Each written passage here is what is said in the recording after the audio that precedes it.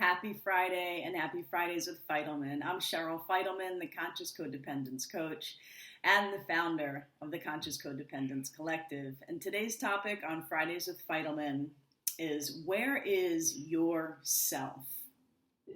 So in the codependence recovery world, those of us who identify as codependents, somewhere in our codependence or conscious codependence recovery journey, there's a lot of talk about the self, right? I need to prove myself, protect myself, hide myself, assert myself. And then there's all these thoughts and feelings and ideas and theories around vulnerability. Who am I going to be vulnerable around because I'm protecting myself? How and where and when am I going to share myself? So where is yourself? And today is, I would say, I'm putting forth more of an inquiry. I'm not putting forth any specific answers. Being provocative, opening up the conversation about the self. One could call this a rant on the illusion of self. And please like or subscribe to my channel, and here we go. I think this also is reflective of an earlier video that I did called, Who Do You Think You Are? So who do you actually think you are? Who is that self that you have to protect? Who is that self that you feel is either valuable or not valuable, or worth it or not worth it, or wasted time? Or who is that self that you're comparing to other people, that you're hiding from other people, that you're separating from other people? I'm asking this question because I'd be interested to know your answers. If you can put them in the comments. Who is yourself? And where is that self located? Is it located somewhere inside of you? Is it in your brain? Is it in your soul? Where is that concept of identity? And for the most part, that concept of identity, if we're looking at like formal psychological studies, it's in the ego and or in the superego. The ego is that which holds us in comparison and individuates us. And the ego is that which holds our protective mechanisms. So I'm going to say that perhaps if our sense of identity is found in our ego, and all the mechanisms surrounding your ego to protect that sense of self, then what we are protecting, what we call the self, what we call I whenever we say I, is our ego. There's just so much energy around that word. It's such a big word and such an overused word. But if I'm going to replace ego with traumatic identity, with what I call traumatic identity. Because that which gets hurt when I'm vulnerable, I'm going to say is my unhealed trauma. Now, I know I said in the intro I'm not going to put forth any answers, that this is going to be an inquiry, but I'm just going to put forth as a suggestion. Not that I think I'm right about it, but that it's a suggestion that when I'm not wanting to be vulnerable, when I think that you can hurt me when I'm vulnerable, and even my concept of vulnerability comes from my traumatic identity, the identity that was formulated from my trauma.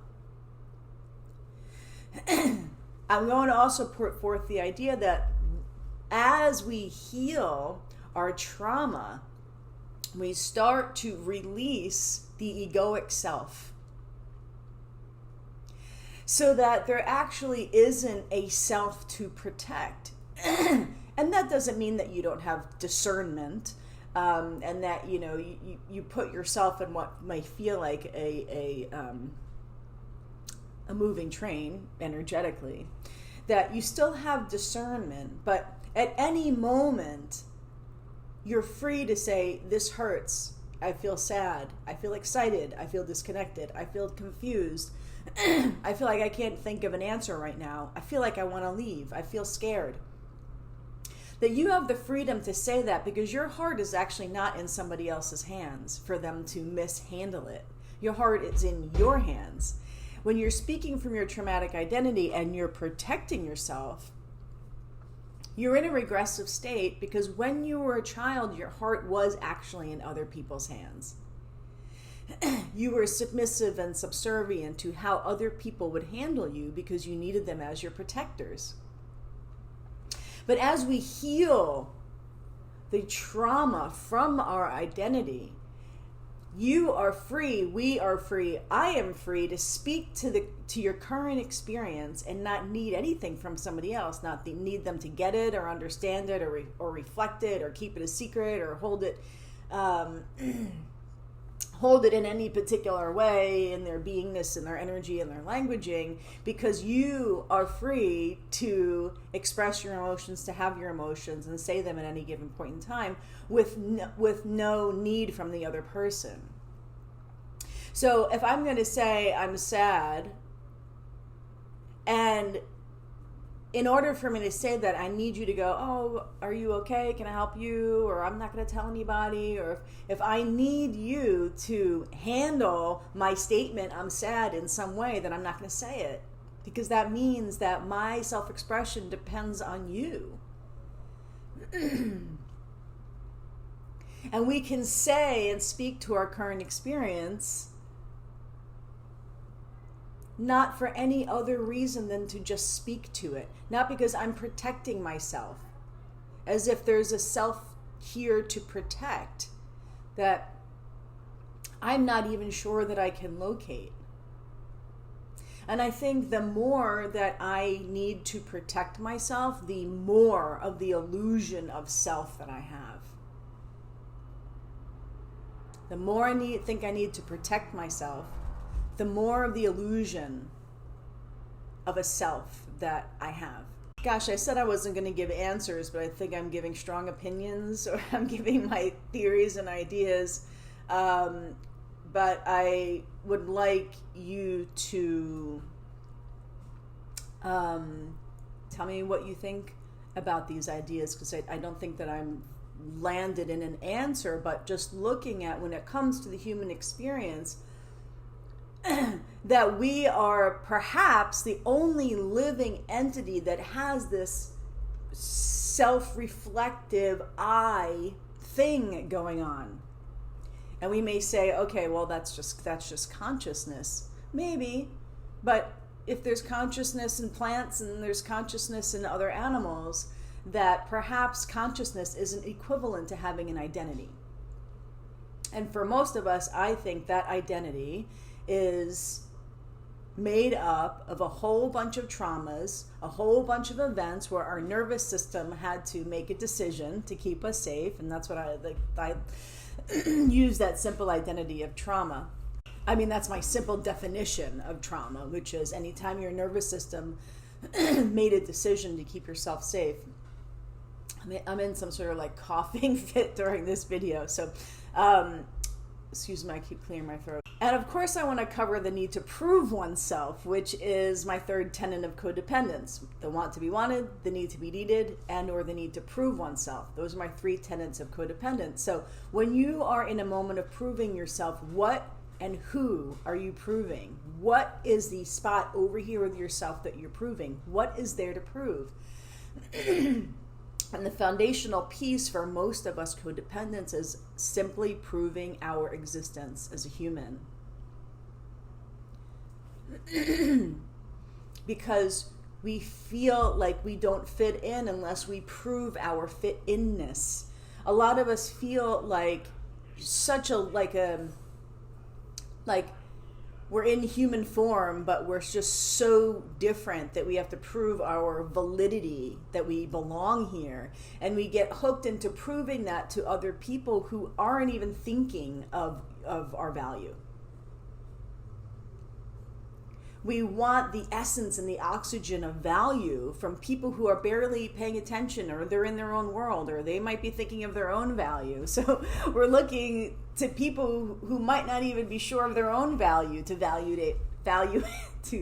validate our value. It's like an addiction. It's like we get hooked into finding ourselves somewhere in somebody else, in their reactions, in the way that they pay attention to us, in the ways that they're listening or not listening, that our self is dependent on the existence and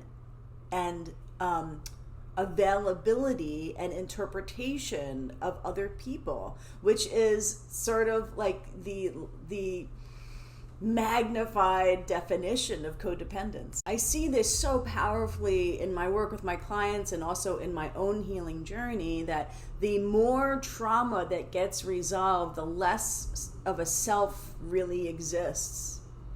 So it becomes like, well, there's nothing to prove, there's nothing to protect, therefore I have the freedom to express and just be love and just be acceptance and be curious, that there becomes more freedom. I don't know if this is the right way to say it, but there becomes more freedom of self once the traumatic self dissolves. And, my Listen for a Living program is going really strong right now. We have 4 groups going at the same time. And this course is based on my theory that perhaps all of our unhealed trauma can be found in the filters through which we listen.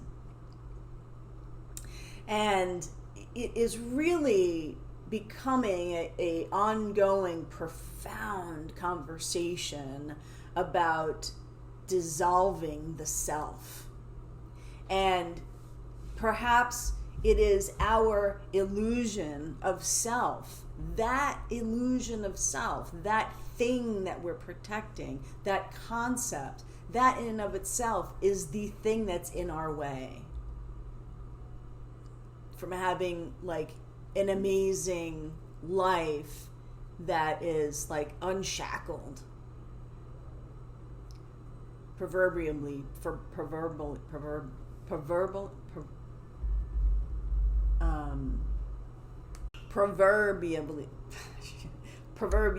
shackled. I want to end with this little story. About 10 years ago, I did a retreat, and for 3 days we did this exercise called Who Is In. So for 3 days, we sat in front of another person, knee to knee, 10 hours a day for 3 days, and I would take 5 minutes and ask the person in front of me, who is in? And I say that over and over for 5 minutes. They would answer the question, and then we would switch.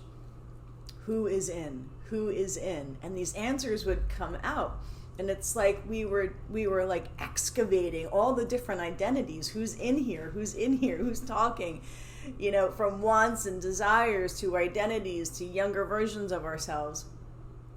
And it was like we emptied our brain of all these multiple identities. And so I'm ending that by also posing the idea or inquiry of, well, how many identities are there inside of us? How many of them do we set aside? I can't be that person. I can't be that side of myself. And how many of the identities that we have inside of ourselves do we honor? And they could be the more unhealed, sort of damaged, scared side of ourselves, but we're more that side of ourselves because we identify more with that self, with the damaged self or the unacclimated self. How many of your identities inside of you are free and that you feel comfortable in expressing those selves? Anyway, I'm ending on a bit of a jumble of ideas, but I'm going to continue this inquiry about the self and just keep it going. All right, thanks so much for listening to my thoughts, theories, and rants. Happy Friday, happy healing, and life is now. Oh, if you want to hear more about the Listen for a Living workshop, just go ahead and email me. And the Conscious Codependent series is airing its second run, link down below. All right, everybody. Again, happy healing, and life is now. Bye. One more little idea that I want to add. I went long on this video today. which is that for those of us who have this battle with the self, for a lot of us, it's because we had a self that wasn't noticed by our parents or guardians. It wasn't noticed, honored, valued, taken care of. So we spend a good portion of our lives looking for that self that wasn't taken care of to be taken care of. Looking for that self to be noticed so we could go, oh, I am here because you noticed. But perhaps